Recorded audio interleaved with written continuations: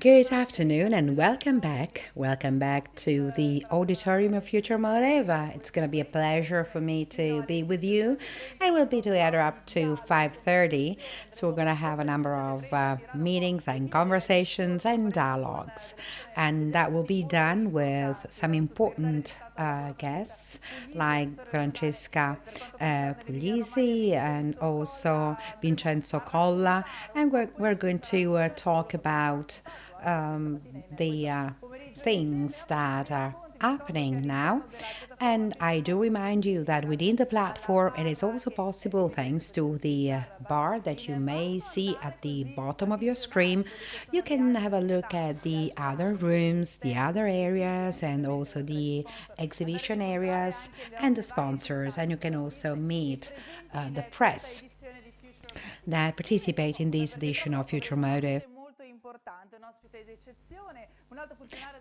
We're going to have our next guest, an executive of the European Commission, who is going to share with us some important information relating to you and those that are changing one's behaviors and also changing the way in which mobility takes place, and as we are all doing.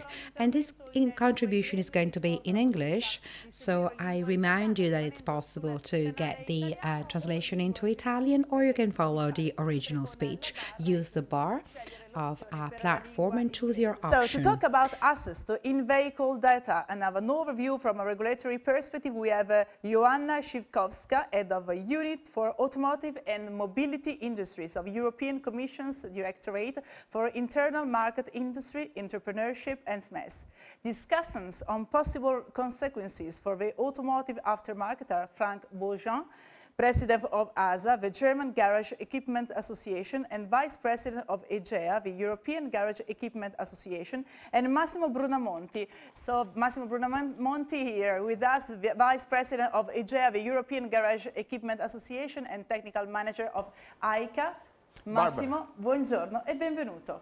Barbara, can I steal your thunder to introduce Joanna's keynote speech? Oh yes, you're always welcome. Joanna, first of all, thank you very much for participating to this session of the Future Motive Conference. The European Commission and your unit, amongst other tasks, are working on the vehicle type approval regulation, which is quite a hot subject today because of the implication for the whole industry. A very sensible part of it is access to in-vehicle data, which, as you know very well, has relevant consequences for the whole aftermarket. Would you explain us how are you proposing to regulate it, taking into consideration the shape for the aftermarket and the role repair and maintenance businesses are playing for mobility in the EU? Thank you. Hello, Massimo. Hello, Barbara. Good afternoon, everyone. First of all, thank you very much for the invitation to the event, and thank you very much for allowing me to talk to you about access to in-vehicle data, which indeed is one of the most important, one of the hottest, and one of the longest standing subjects that is on our table because of its complexity and because of its importance. So I'll be very happy to share with you some information regarding how the Commission intends to go about it. What is it that it makes it so important, and what the solutions could be. Allow me maybe to say a few words as a matter of setting the scene.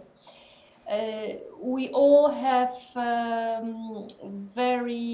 we are all very well aware about the importance of data and about how transformative data are for economy and for society. It is not only for mobility ecosystem, not only for automotive, but it stretches across all areas of our lives, through health to working conditions, you name it. But in order to boost this data economy, as we call it, you need certain conditions. And those conditions are, in the first place, right policy framework, right investments, but also the right regulatory framework. And indeed, what we are here talking about now is what are the appropriate rules in order to ensure that access to data, use of this data, and sharing data is done in a way that boosts competition and ensures level playing field among stakeholders. And why automotive? Automotive, for two reasons, is at the forefront of this discussion because, on the one hand, connected and automated vehicles, increasingly connected and automated vehicles, generate more and more data.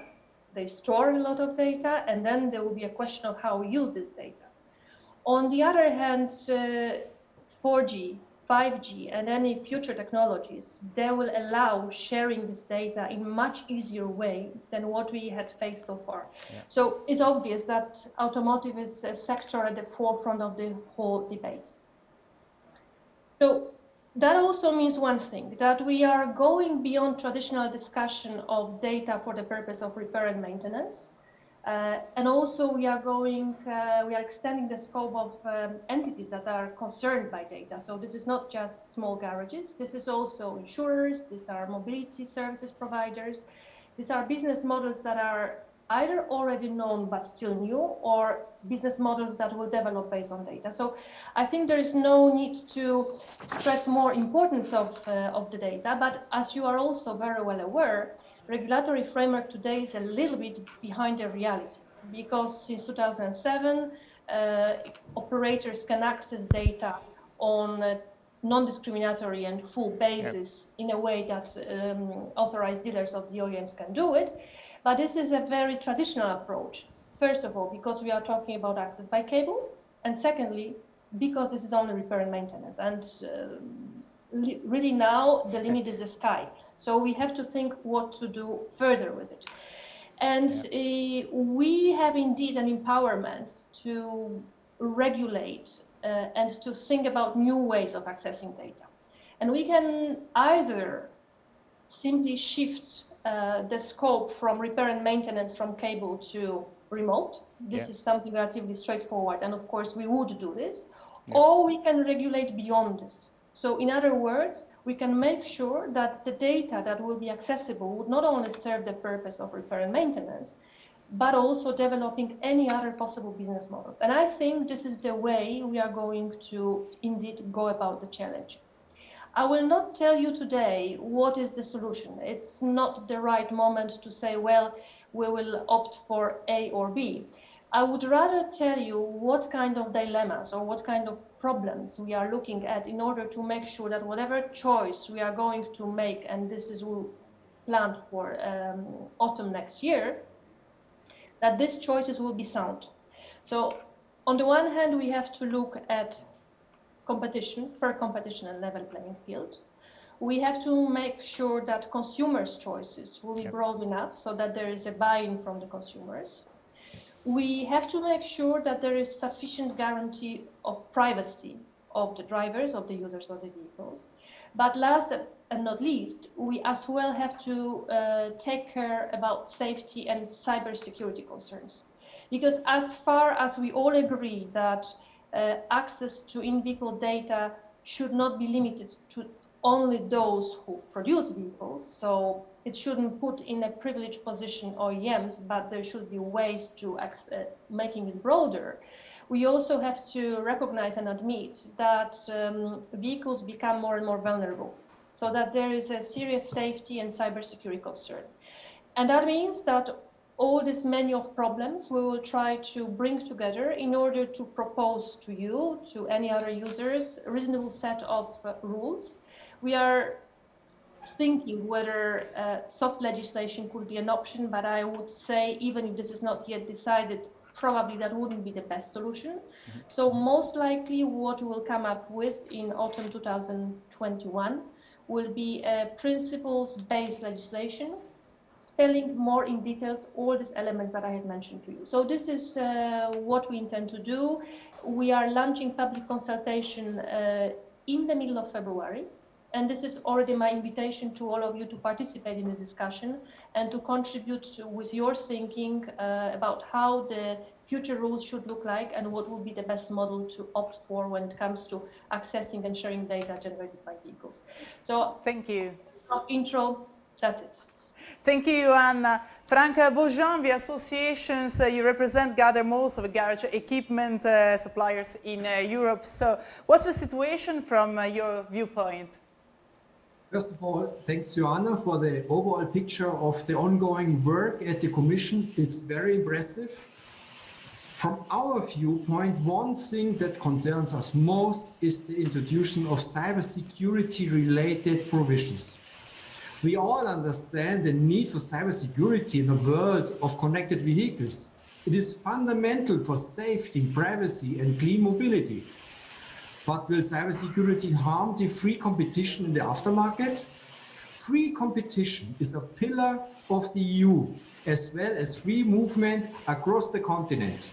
Mobility relies a lot on independent operators, such as equipment manufacturers, parts suppliers, and services who need a non-discriminatory access to in-vehicle data and functions to develop competitive and innovative solutions for the benefit of all EU citizens. How is the Commission taking care of that? Thank you, Frank. Thank you, Barbara. It is a very important question, and thank you for raising it, because you focus on cybersecurity, but once again, we are talking about some principles that are that important that no matter what limitations there might be regarding access to data, they should not undermine either full or non-discriminatory access. I think we are clear about that. So how do we intend to marry the two and make sure that vehicles remain safe or less vulnerable to cyber attacks? You might be aware that we have adopted general safety regulation last year, and that today we are working on secondary legislation for GSR. One of the pillars of the secondary legislation will be rules on cybersecurity. We have already done a lot of work in this respect because this year International Global Forum for Harmonization adopted cybersecurity rules. We are of the view that cybersecurity is such an important area that it should not be limited only to the EU level, but it should have a global dimension. And these rules will become part of the EU legislation as of next year. So we have designed very broad rules. They are not prescriptive because, once again, we have technology in mind and we cannot be too narrow or to hamper any technological development. So these are big picture rules which oblige manufacturers to either design a vehicle or processes in order to limit the risks of cyber attacks. So no one has doubt that these rules are indispensable and have to be implemented. How we think that there are guarantees that such rules do not become additional obstacle in order to access vehicle generated data is exactly the legislation that I have referred to you several minutes ago, because the rules on cybersecurity and on privacy cannot either undermine the principles, and whatever is going to come up with the new access to in-vehicle data will be prevailing legislation. So this is through access to in-vehicle data, we will make sure that cybersecurity is not an excuse and not a justification to further limit accessing data in vehicle. So this is the guarantee at the regulatory level. Then it will be in the hands of the type approval authorities to make sure that this is appropriately verified and checked. But when it comes to the regulator, to the Commission, we think that we have all necessary tools to make sure that cybersecurity serves the purpose of defending or protecting cars, but not limiting access to data. So we have still minutes to spare, so I would like to ask each of you a brief statement to wrap up the segment. So Frank, starting from you.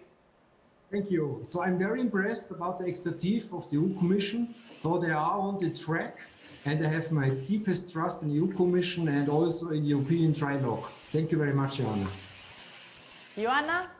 Thank you, Frank. Thank you for your confidence. I would, from my side, encourage all of you to join our public consultation on access to data. It will start 24th of February, and future legislation will be built on your voice, on your views as well. So please do not hesitate to contact us and let us know what you think about upcoming legislation. Thank you very much. Massimo? Yeah. I understand that around mid-2021, we're going to see a kind of a base legislative platform that's going to be the beginning of a new era in this area, and we welcome that very much. That seems to me that the year 2021 will be a landmark year in our industry. So thank you very much, and thank you for your efforts for our business. Thank you.